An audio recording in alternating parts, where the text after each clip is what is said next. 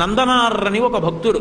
ఒకప్పుడు ఆయనకి చిదంబరం వెళ్లి నటరాజస్వామి దర్శనం చెయ్యాలి అనిపించింది. యజమాని దగ్గరికి వెళ్లి అడిగాడు చీకటి పడుతుండగా, అయ్యా రేపు చిదంబరం వెళ్లాలనుంది, నటరాజస్వామి దర్శనం చెయ్యాలనుంది, నేను వెళతాను, నాకు అనుమతి ఇవ్వండి అని అడిగాడు. ఆయన మహా ఐశ్వర్యవంతుడు, మంచి మదోన్మత్తుడై ఉన్నాడు. ఎందుకు పంపించాలి పాలేరుని, వీడితో పని చేయించాలి తప్పనుకున్నాడు. తప్పకుండా వెళ్ళు, ఆ ఒక్క మాటే వినపడింది నందనారికి. సంతోషపడిపోయాడు. ఆయన అన్నాడు, ఇవాళ రాత్రి మనకున్నటువంటి 500 ఎకరాల పొలాన్ని నాగలి పట్టి దున్ని, విత్తనాలు చల్లి, పంట పండించేయి, కోత కోసేయి, గడ్డి తీసుకెళ్లి వాము వేసేయి, ధాన్యాన్ని అంతటినీ కూడా దులిపేయి, ధాన్యాన్ని బస్తాలకెత్తేయి, ధాన్యాగారాలకి తీసుకురా, అంతా కూడా శుభ్రంగా సంరక్షణ చేయి, పంట పొలంలో మళ్ళీ ఎక్కడా ఒక్క గడ్డి పరక లేకుండా తీసేయి, చిదంబరం వెళ్ళిపో అన్నాడు. ఆయనకి ఇవన్నీ వినపడలేదు, ముందు వెళ్ళిపో అన్న మాట వినపడింది. సంతోషపడిపోయాడు. తర్వాత ఇవన్నీ వినపడ్డాయి. అలాగే అన్నాడు, వెళ్ళిపో అన్నాడు కదా అన్న సంతోషంలో గబగబా పొలానికి పరిగెత్తుకొచ్చాడు. కటిక చీకటి, రాత్రి 7-8 అవుతోంది. తెల్లవారేటప్పటికి చిదంబరం వెళ్లాలని కోరిక. రాత్రంతా నడిస్తే కానీ చిదంబరం వెళ్ళలేడు. అవుతుందా?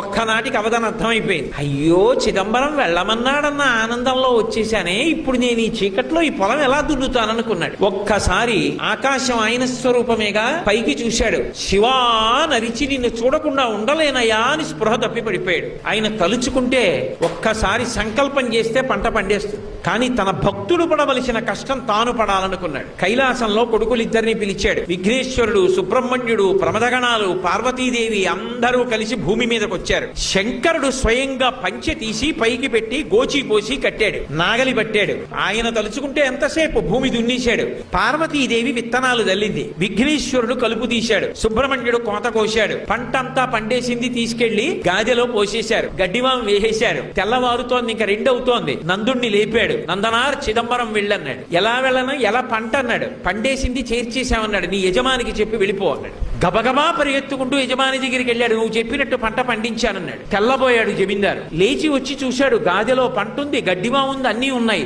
అర్థమైంది శివానుగ్రహం అంటే ఏమిటో.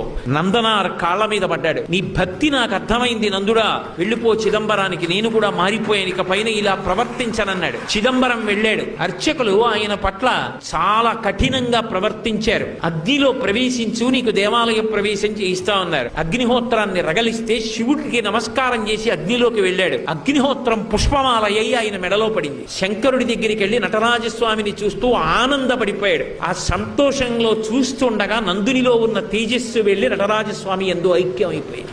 కారుణ్యామృతవర్షిణం, ఆయన దయకి హద్దుందా? ఆయన్ని నమ్ముకున్నవాడు పాడవుతాడా?